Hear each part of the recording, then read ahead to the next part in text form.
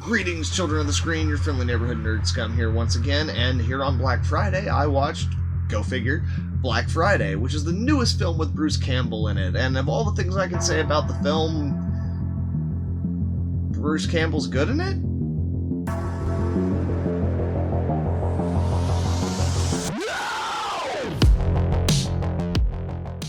Black Friday 2021, running an hour and 24 minutes, and is classified as a horror comedy. The film is directed by Casey Tebo, and written by Andy Gersavica? Oh man, I know that I'm mispronouncing that. With a cast that includes Devon Sawa, Ivana Bakiro, Ryan Lee, Stephen Peck, Michael J. White, and motherfucking Bruce Campbell. Right on, guys, so we're going to go ahead and dive into this thing, and I'm going to talk about the things that I liked about the film first, and then I will talk about the things that I feel like didn't work or fell short about the film. So, I'm not actually going to be going into a lot of the plot here, because there's not actually that much plot going on. The basic premise is it is a group of workers at a toy store who, on Black Friday, basically get trapped in the store as all their customers are infected by some kind of alien kind of creature, almost in the same vein of like Slither or John Carpenter's The Thing or something of that nature, and the rest of the movie is just them trying to survive. It is much more of a character-driven movie in that sense, where, you know, it's just all these guys trapped together and then kind of the personalities of the characters kind of conflict. So that brings me to the cast. And the cast in this movie is really, really strong. As I mentioned, a lot of the folks who are in this movie have been in lots of really good movies, some also not so good movies, but all of them play the roles that are written for them, and they do the material that they are given exceedingly well. Devon Sawa, as our lead character, is a middle-aged guy who's worked at this toy store for about 10 years. He's got an ex-wife and 2 kids who he's not able to spend Thanksgiving with because he's having to work Black Friday. And overall, he creates a really layered, interesting, and compelling character, and I definitely enjoyed that character in the film. Bruce Campbell is the sniveling, kind of sleazy, but very uptight manager of the overall store, and again, he has some of the funniest and best moments in the movie, in my opinion. Michael J. White is cast as the, like, ultra too cool for school ultimate badass that he is in real life, and obviously, he just knocks that shit out of the park.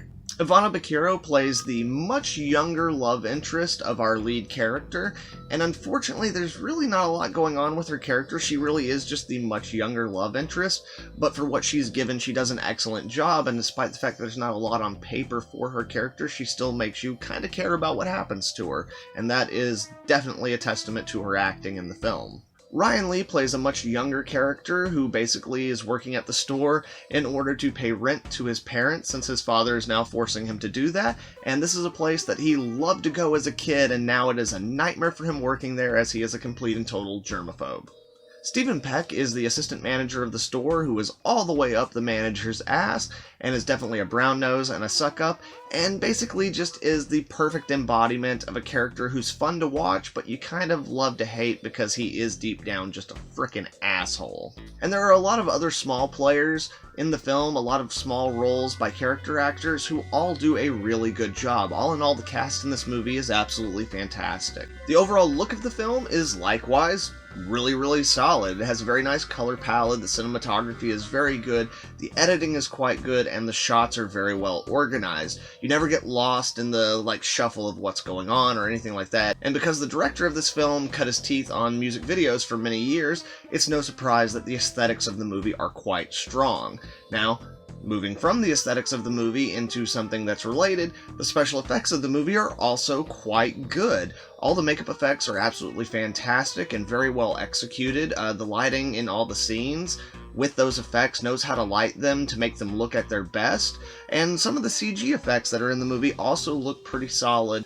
There's even like something that I don't want to spoil towards the end of the movie involving the creatures that is very awesome, because throughout the course of the film the creatures slowly evolve and change, get more grotesque, and by the end of the movie we get something that's really hilarious and awesome and disgusting in terms of the creatures. So the effects are absolutely great. So with me having said all of that, I'm sure some of you are wondering why I did the opening that I did. Well, that's because one of the most important things in this movie falls into the category of things that fall short, and that is the writing of this movie. Now, this is the first feature film written by the screenwriter. Before this, they had actually screenwritten nothing really only providing the series Bible for a TV show, which is very different from writing a script. But the big problem in this story, because as I said, the plot and characters for the first 2 acts of this film are relatively consistent and strong.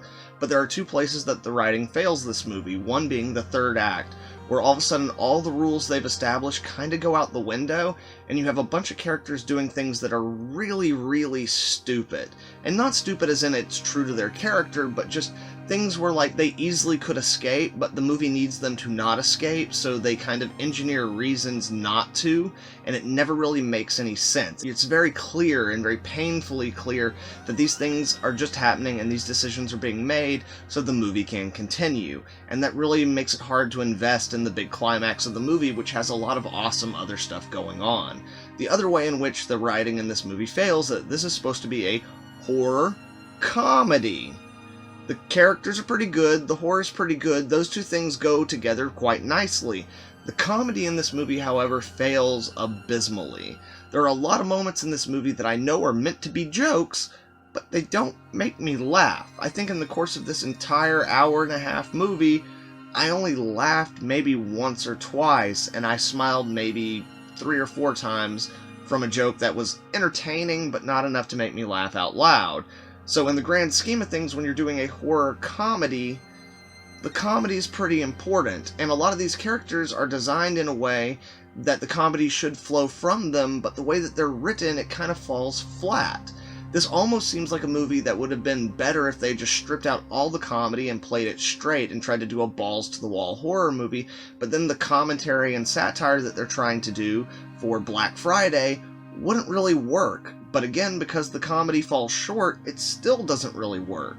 So unfortunately, with the failure of the comedy, you have something that fundamentally corrupts the overall stability of the movie. And it's not that it's unenjoyable to watch in general, it just is one of those things where when you're watching the movie, you realize that if some of these jokes were a little bit better, and these actors were given a little bit more to work with, this movie could have actually been really great. This is a movie I was really excited for, based on the trailer to it, and unfortunately it just fell a little bit short. Now, I'm not going to say that you shouldn't watch the movie, because there's a lot of good things in the movie, and it does have some highly entertaining moments, and some good entertainment value. But what I will say is that if you're excited for this movie, definitely lower those expectations before you go in. And you know, like in truth, I should have done that anyway, because this is a movie starring Bruce Campbell and Michael J. White. 2 actors that I am big fans of, but let's not sit here and pretend that they've been in a lot of great movies. In fact, most of these guys' movies have not been very great, with a few highlights here and there. I mean, Michael J. White was in frickin' Universal Soldier: The Return. And Bruce Campbell is in Alien Apocalypse, which is a movie I really enjoy watching, but not because it's a good movie. Should I have said that Michael J. White was in Spawn? That might have been a better joke. Fuck it, the movie's not funny, I'm not going to bother with it either. Anyway, children of the screen, those are my thoughts on the movie, but have you seen this movie? If so, let me know what you thought down in the comments below, and if you enjoyed this video, please leave it a like, and share it with some friends. Also, if you're not subscribed to the channel, make sure to subscribe so you can check out all the dope content I'm going to have coming out in the future. Thank you very much, children of the screen. I really hope that you have a good one. Nerd Scum.